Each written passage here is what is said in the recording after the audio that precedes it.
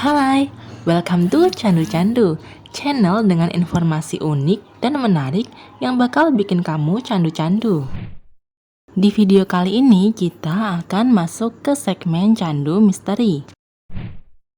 Di video ini kita akan bahas misteri Plengkung Gading. Plengkung Nirbaya Gading yang lebih populer dengan sebutan Plengkung Gading berlokasi sekitar 300 meter dari alun-alun Yogyakarta di kota Yogyakarta. Awalnya Plengkung Gading berfungsi sebagai gapura atau pintu masuk. Hampir seperti namanya, Plengkung Gading berbentuk melengkung. Para pengendara yang melintas di bawahnya pun harus melewati lorong pendek yang dibuka untuk umum ini. Dengan lubang yang melengkung itu, Plengkung Gading yang berwujud bangunan tembok kokoh berwarna putih punya semacam mahkota di tepi atasnya. Lalu di masing-masing sisi kiri dan kanan terbentang dinding dengan bagian atas yang dulunya berfungsi sebagai benteng penjagaan. Setelah zaman perang berakhir, bagian atas Plengkung Gading biasanya digunakan pengunjung untuk bersantai menikmati sore dengan secuil pemandangan indah di kota Jogja. Di kawasan Plengkung Gading ada juga menara sirine. Hanya saja sirine di sana dibunyikan cuma 2 kali, yaitu pada tanggal 17 Agustus untuk memperingati detik-detik proklamasi dan menjelang buka puasa di bulan Ramadan.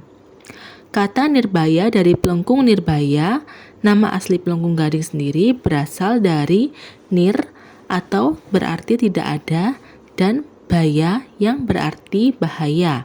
Secara filosofis, Plengkung Nirbaya Gading memiliki makna tidak ada bahaya yang mengancam. Pada zaman dahulu, Plengkung merupakan gerbang utama sebelum memasuki dan keluar dari keraton. Selain Plengkung Gading di sisi selatan, terdapat 4 plengkung lainnya. 4 plengkung tersebut adalah Plengkung Tarunasura Wijilan di utara, Plengkung Madyasura di timur, Plengkung Jagabaya di barat daya, dan Plengkung Jagasura di barat.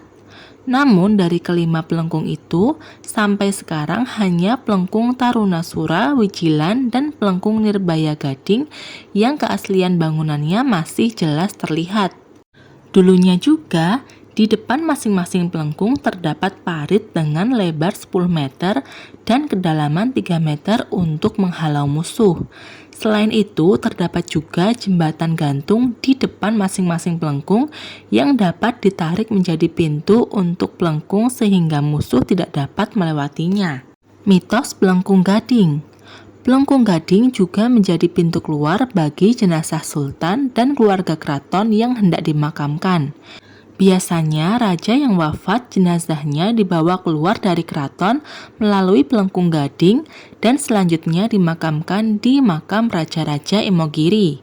Konon sejak masa pemerintahan Sultan Hamengkubuwono I, sultan yang masih hidup dan bertahta dilarang melewati Plengkung Gading.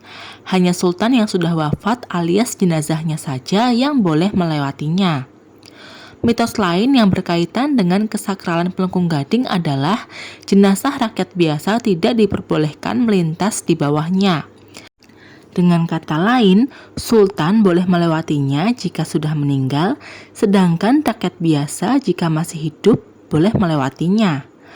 Bahkan jika tempat pemakaman masyarakat biasa dekat dengan Plengkung Gading, rombongan jenazah harus memutar untuk menghindari lorong Plengkung Gading.